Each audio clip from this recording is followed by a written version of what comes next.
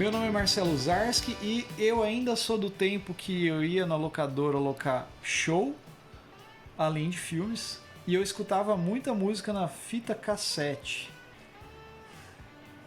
Meu nome é Anderson Rosa e eu sou da época que você colocava fitinha para gravar enquanto tocava no rádio. Nossa, fiz isso pra caramba também, né?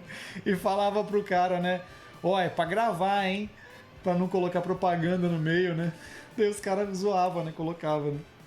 Ai, ai, mas é isso aí, galera. Hoje nós vamos estar conversando aqui, eu e Goya, sobre a evolução da mídia, né? Do armazenamento de música, né? Da mídia sonora, não sei se é assim que eu posso colocar. Nesse quesito, né, de como que desde quando começou a ser armazenada, de como que foi o processo de evolução disso, as experiências que a gente teve de ouvir música em várias mídias diferentes e também trazer um pouco de como que isso pode estar mudando o cenário, né, como que isso mudou, né, vamos dizer assim, o cenário das pessoas ouvirem música e das pessoas produzirem música, né? Como que isso afetou e afeta e como que foi rolando depois da vinheta, obviamente.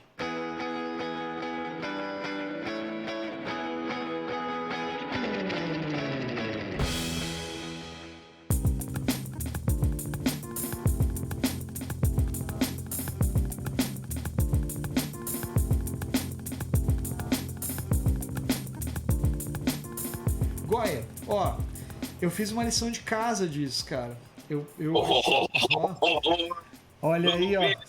Não fazemos roteiro, mas hoje eu fiz, ó. Na verdade, eu achei algumas coisas sobre os primeiros registros, né, de música, né, de como que foi feito, né, desde, tipo assim, do início. Então eu vou falar alguns e citar as épocas e a gente começa o nosso papo, ó. Um dos primeiros registros, assim, de sons, né, foi o cilindro fonográfico, cara, de 1877, que era um cilindro, né? Foi a primeira mídia que obteve sucesso de gravação e reprodução, né? Foi inventado por Thomas Edison, olha aí que legal. Ele era tipo um gramofone, né? Aquele bagulho que tinha aquele bagulho que sai assim para fora, de tipo uma cornetona, só que era um cilindro que ficava rodando lá, passando a agulhazinha lá e aumentando, amplificando, né, o som. Só que daí, cara, esses cilindros eles podiam ser reproduzidos de 3 a 4 vezes só, porque gastava a peça, era descartável, sabe? Então não tinha uma durabilidade muito boa. Aí, depois disso, em 1887, olha só, 10 anos praticamente depois, veio o disco plano, né, que é o gramofone, né, que o alemão, como que é o nome dele? Berliner criou o gramofone, que era um equipamento sucessor, né, do disco direto do fonógrafo lá. Depois disso, cara, olha lá longe. O gramofone, o que acontecia, né? Os discos eram planos, não eram mais cilindros, e era construído de cera, vinil, cobre e goma, né? Goma laca, né? Em vez de cilindro do Thomas Edison, né? Tinha maior resistência e assim por diante. Só que foi evoluindo, né? O gramofone foi usado pra caramba pra galera gravar, né? No começo. Deixa eu fazer um comentário antes que você continue. Tá, fala. Antes do seu quê? Um dos primeiros livros de ficção que é considerado ficção científica por conta disso é Drácula. Ah, é? Porque um dos personagens lá, que é o que faz o médico, ele faz todas as anotações dele em discos de cera. Olha aí. E era uma novidade na época, e daí o Bram Stoker apresenta 2 aparelhos incríveis que iam mudar, revolucionar a história humana. O gramofone e a máquina de escrever. Por causa das cartas, né? É verdade. E que a mina datilografava. Aí ela se oferece no livro para, acho que era o Dr. Sedgwick, acho, se não me engano o nome do psiquiatra, ela se oferece para transformar os discos do gramofone, as gravações em cera, nas notas datilografadas para ele. Só. né? Então, pronto, era o meu Nossa. parênteses. Deixa eu fazer um aí, eu tô lendo, inclusive, você falou do Bram Stoker, tô lendo o Drácula de Bram Stoker Aí, ó. nesse período Galera, agora. presta atenção.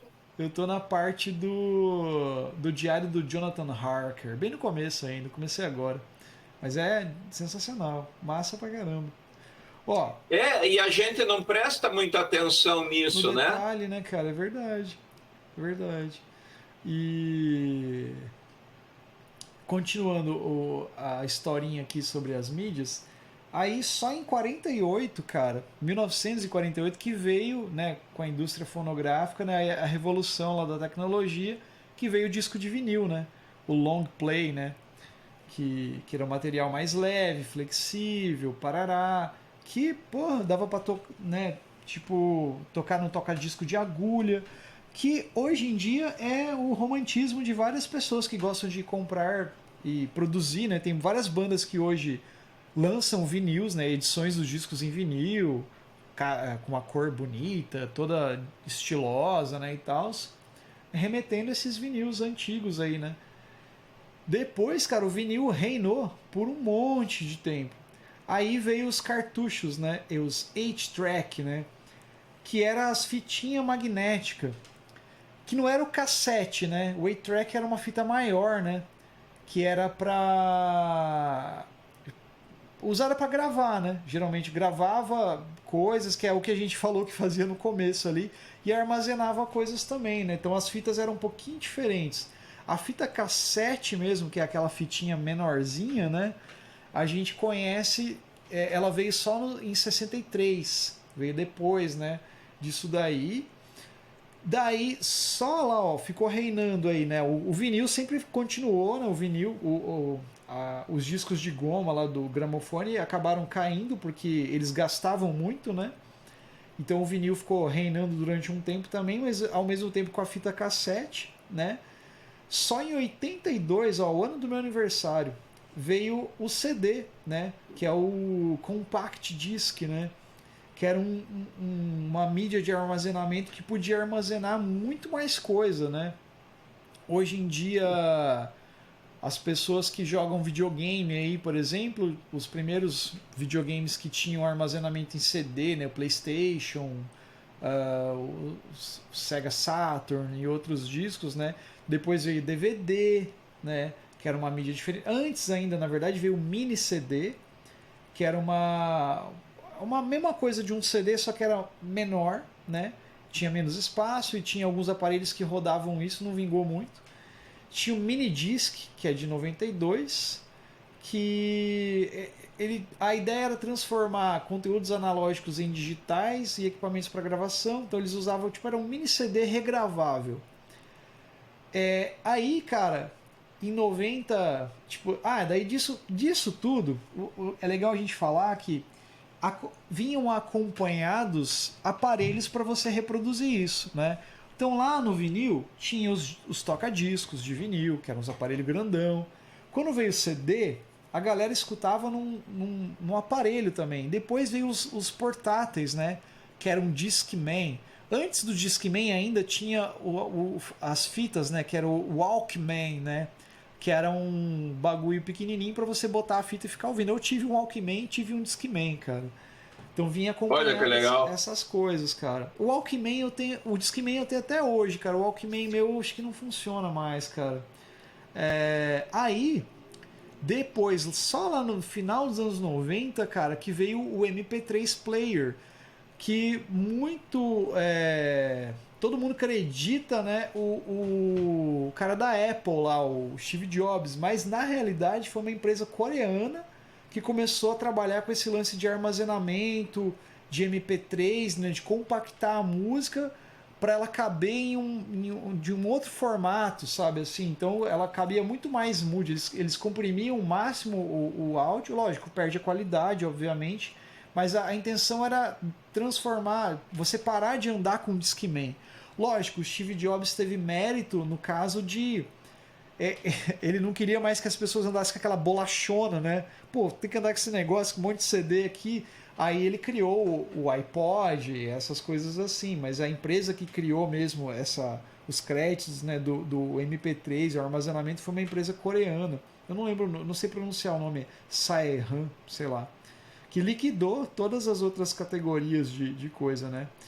Aí veio a memória flash, que é um tipo de armazenamento diferente, que hoje a gente conhece como pendrive, né?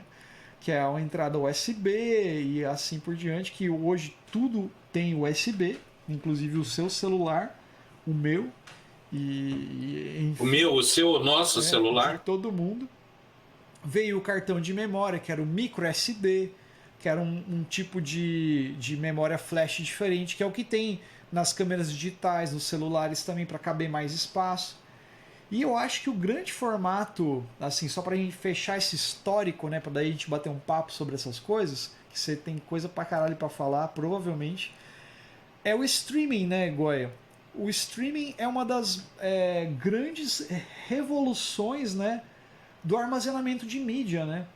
Porque é um formato digital, né? E só que ele tá na nuvem, né? Ele não é assim... é um etéreo, né? Uma gravação etérea. Ela não tá em todo lugar e não tá em lugar nenhum. Sim. O streaming, na verdade, cara, pelo que eu tava vendo aqui, ó, vou até ler o trechinho aqui, ó. O streaming no formato que conhecemos tomou forma no final da década de 80 e começou a se desenvolver nos anos 90, sendo a primeira rádio online surgir em 94. Contudo, a infraestrutura era precária e a baixa disseminação de internet nesse período também fizeram com que a mídia demorasse para se popularizar.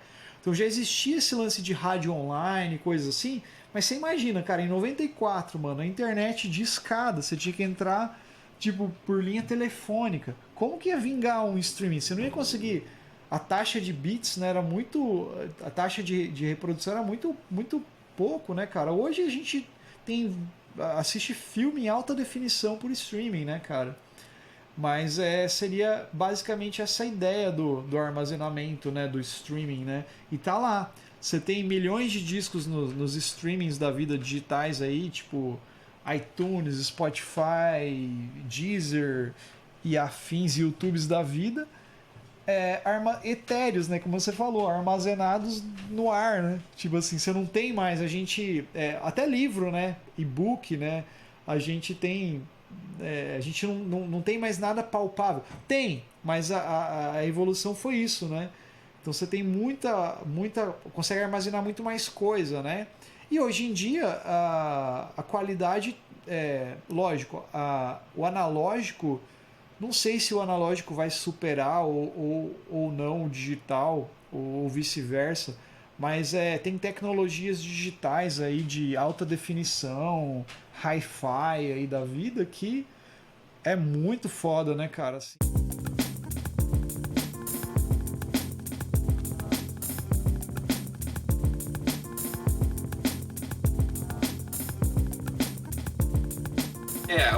O problema do streaming é que você tem taxas de compressão, não deve-se entender que são taxas de compressão que nem pedal de compressor, né? Que afunilam, né? Assim.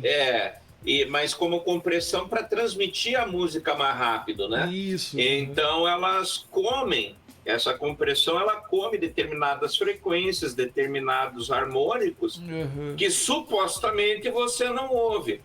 Só que quando você, por exemplo, coloca uma música do YouTube num bom sistema de som, num sistema de alta fidelidade, você percebe que falta coisas. E aí, principalmente se você compara, por exemplo, com o próprio CD. Sim. Ou com um vinil, né? Você vai perceber, você vai dizer, nossa, comeram um pedaço da música.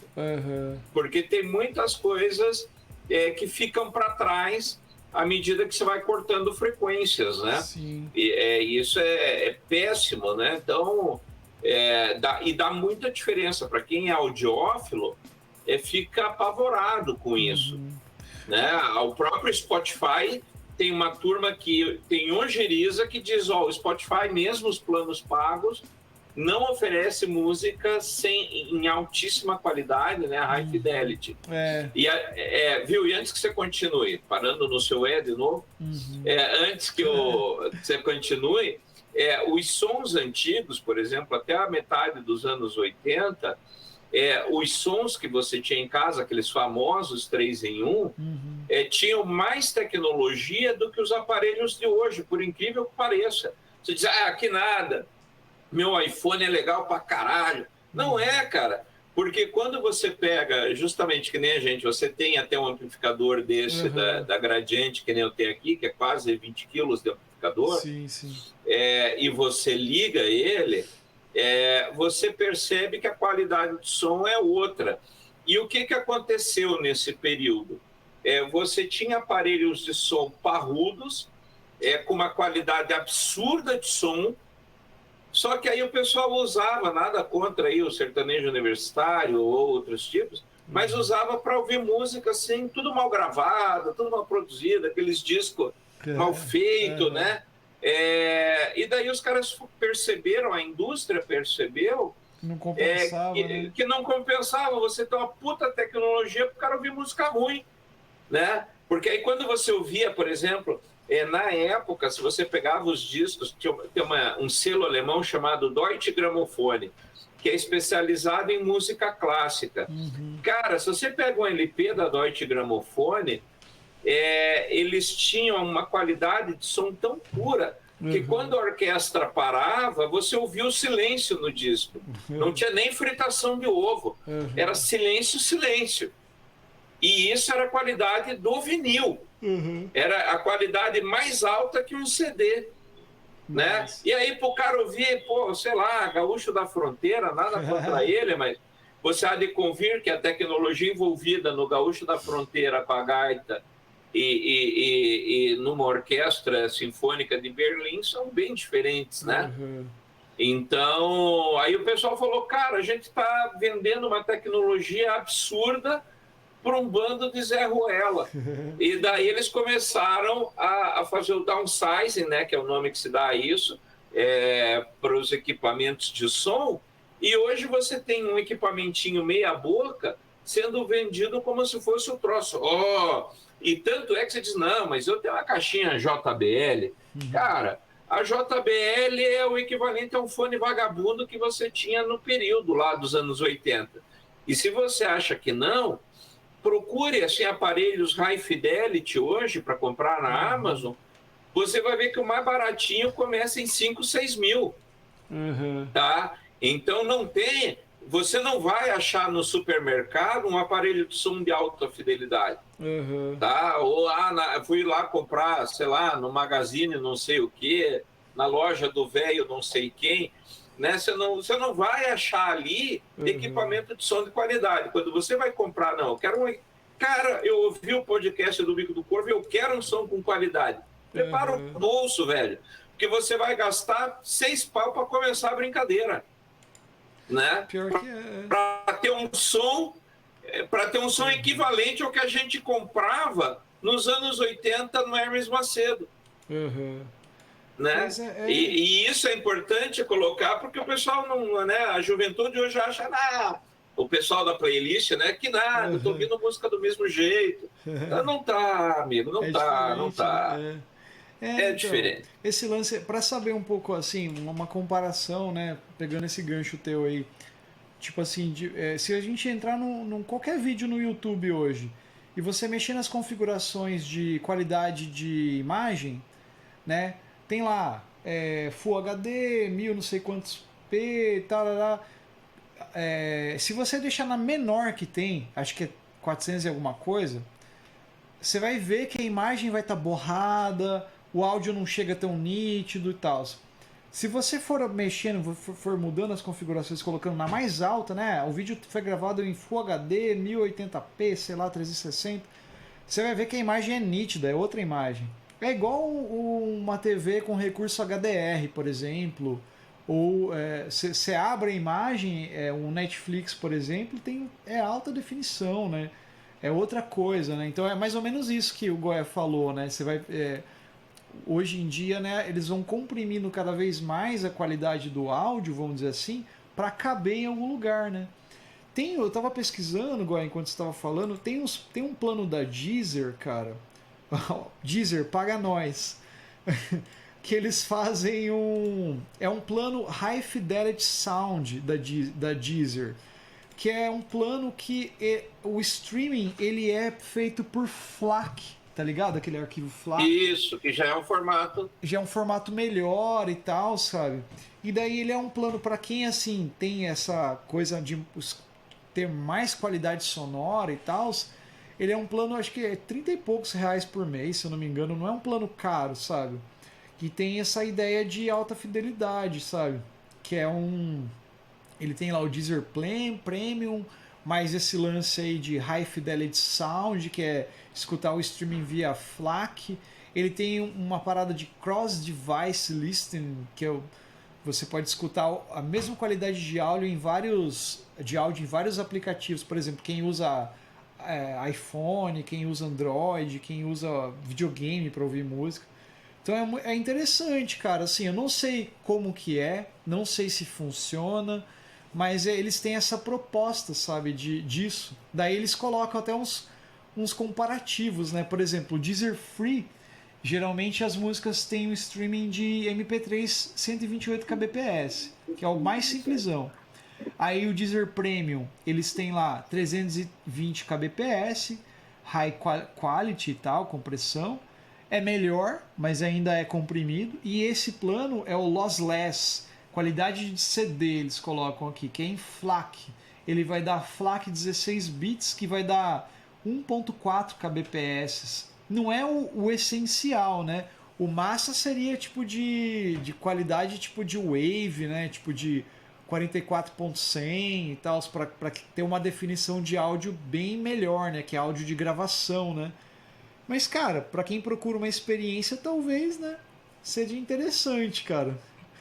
Exatamente. Mais uma vez, Deezer paga nós, ó, propaganda. Tem que pagar nós. E outra, isso tem a ver com essa questão da gente ter que parar para ouvir, né? Sim, exatamente. Você deixar de ser um pouco, tá um pouco fissurado como é que chama? Nisso de playlist e parar para ouvir um disco, né? Parar para ver o que estão fazendo. Sim. Ou se for escutar playlist, escuta, né, cara, mesmo. Senta e escuta. Porque sabe o que eu acho que rola, Goya, hoje em dia? Tipo assim, bota uma playlist. A pessoa bota barulho, entendeu? Ela coloca um barulho lá para ficar fazendo barulho e vai fazer outra coisa. Ela não senta e escuta. Digamos que você tá, eu quero escutar uma playlist. Sei lá, bota uma playlist lá de blues dos anos, sei lá, blues em inglês dos anos 60. Cara, se você sentar e ficar ouvindo cada música, é uma coletânea, legal, né? Mas você sentou e ouviu, né, cara? Lógico, eu ainda tenho a proposta de ouvir um disco inteiro, assim, porque é o que a gente sempre conversa. Mas o que acontece é que a galera não escuta música, né? A galera não senta e escuta, né? A galera simplesmente bota o negócio e foda-se, né? Tá fazendo um barulho ali, né? É bem isso. Sim. Né? É o ouvir que tá perdendo, né? Eu acho que o pessoal precisa parar de, talvez assim, para dar um pouquinho, não sei, dar atenção, né? Sim. Dê atenção ao que você está fazendo. Sim, total, cara. A galera. É que o mundo tá tão rápido, né, cara? A galera quer tudo tão rápido, quer informação tão rápido, né? Que você vê, né? Tipo, fica essa coisa de nem parar pra ver uma música. Pô, tem gente, mano, que. Exemplo. Mensagem de WhatsApp. Tem um modo de acelerar as mensagens agora, né? Nossa, cara, isso me irrita muito. Cara, como é que você vai ouvir alguém, tipo, acelerado, cara? Nossa, mano, será que você não tem tempo pra ouvir a pessoa falar, né, cara? É muito zoado, cara.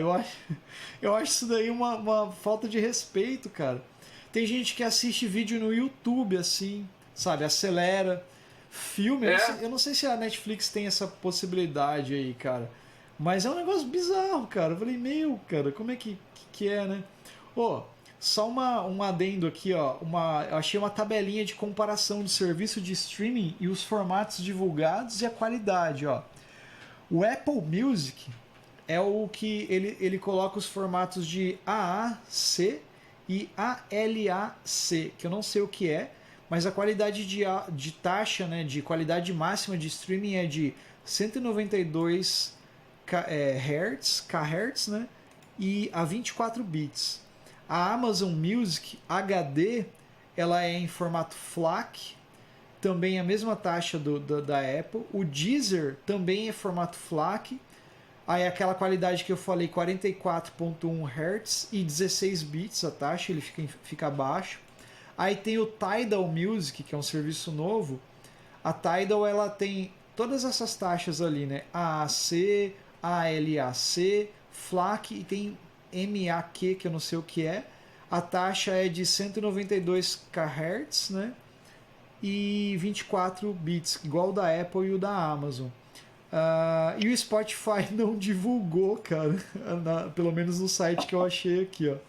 Ainda eles tentam não divulgar, mas eles sabem que dá BO. Mas deve ser assim, HD, assim, 320, que é o máximo, né, de MP3 320 kbps. Provavelmente, cara, nunca vai ser a taxa de 16 bits. Vai ser bem mais suave, assim, sabe? Mas é só para ter essa coisa. Eu não sabia que a Amazon também tinha esse serviço de HD, cara. E agora, olhando isso, cara, eu me arrependo amargamente de ter cancelado meu Deezer.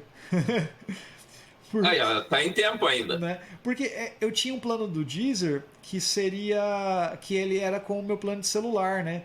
Mas como eu cancelei o plano, aí eu falei, puta, fiquei sem o plano da Deezer, né? E o plano do Spotify era mais em conta, porque eu assino junto com a Bruna, né? Então ficava mais em conta o plano. Então eu acabei voltando pro Spotify.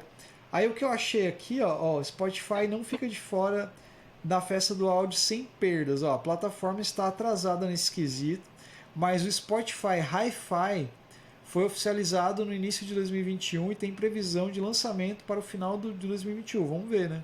Se lançou ou não. E daí tem essa mesma pira de qualidade sonora de 44.1 Hz e 16 bits. Mas não era até então, cara. Vamos ver. Mas daí vai ser um plano também que vai ser mais caro, parará, né? Os caras também é foda. Enfim, né? Tipo, o que a gente quer dizer é que, você vê, a evolução, a gente não é contra a evolução, né? Tipo, eu acho que, a gente saiu lá do gramofone, do cilindro, que não era durável, pro streaming hoje, né? Isso é bom, cara. Só que ao mesmo tempo, eu acho que as coisas têm que ser... até que ponto isso vai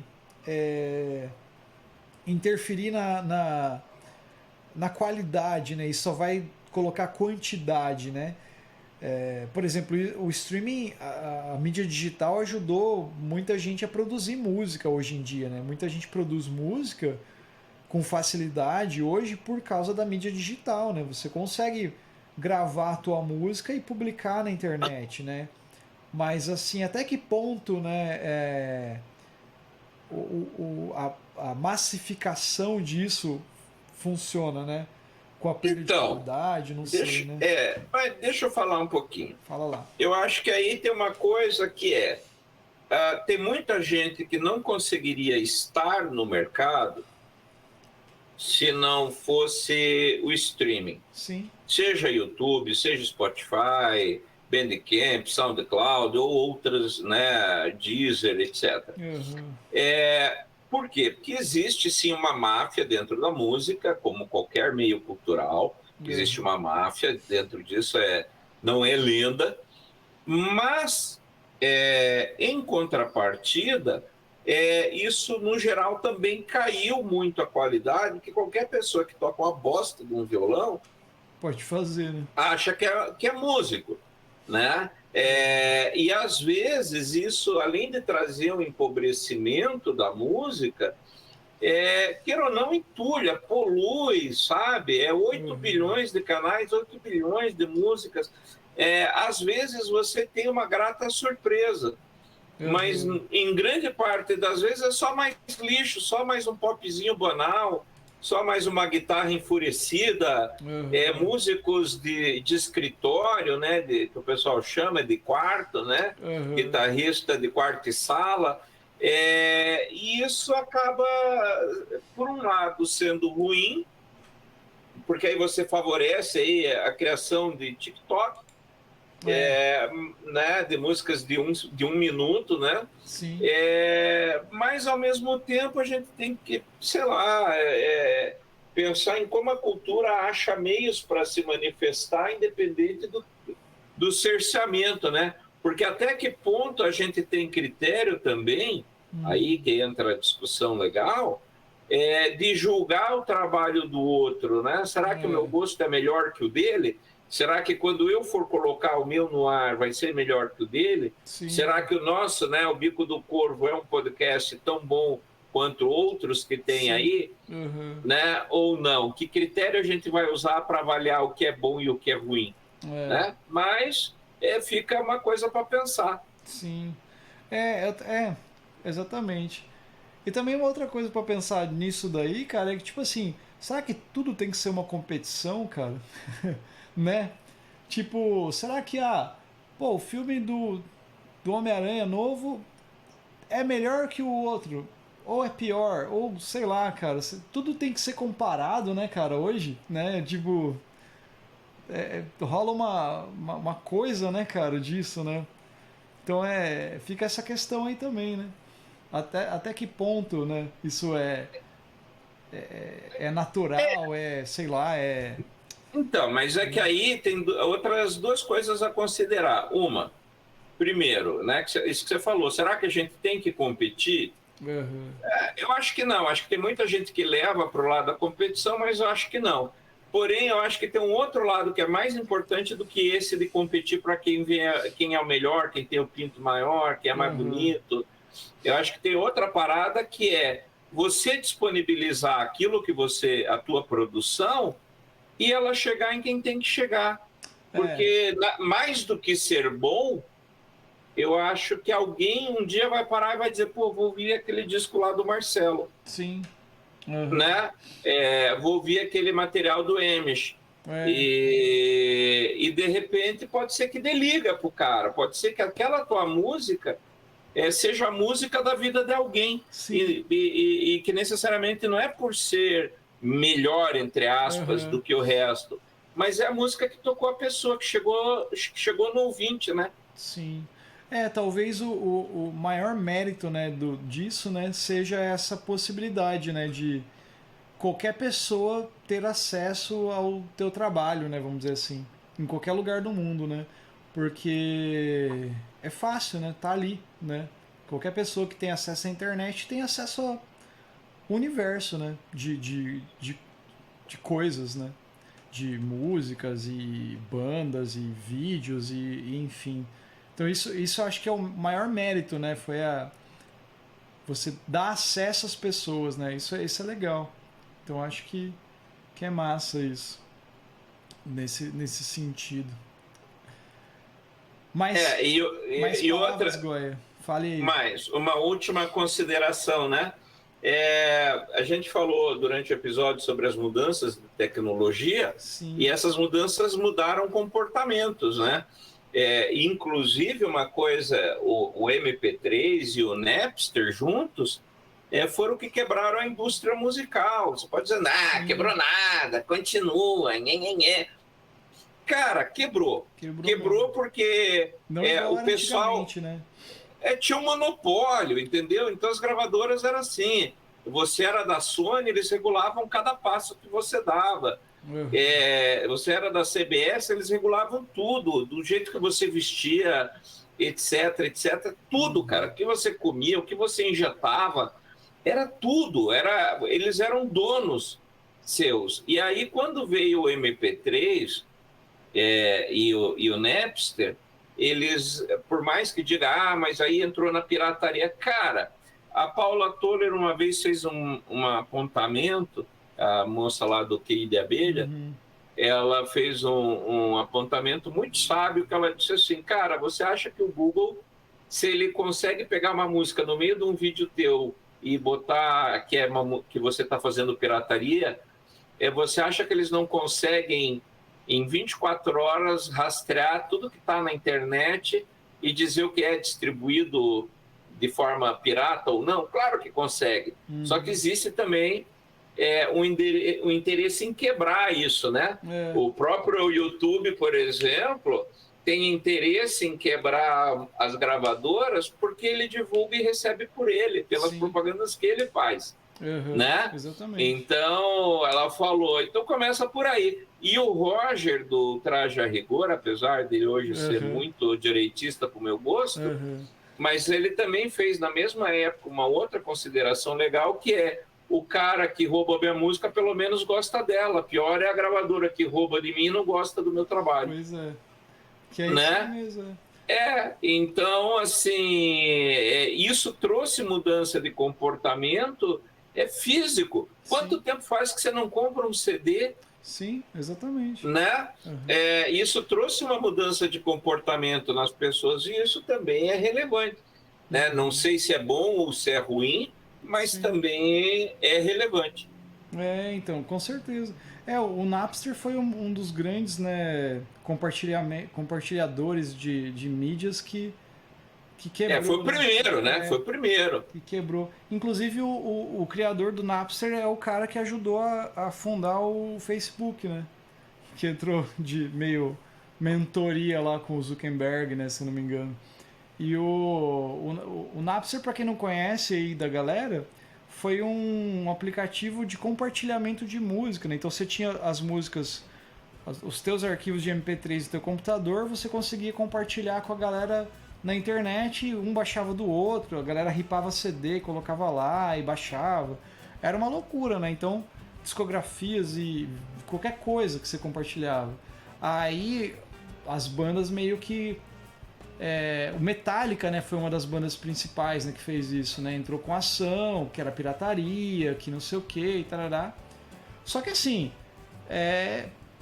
fizeram um acordo lá e tal, porque ao mesmo tempo, cara, a música dos caras tava em todo lugar, né? Tipo assim, quem perdia, né, muito dinheiro era a gravadora, né? O artista tava ali, tava tocando, né?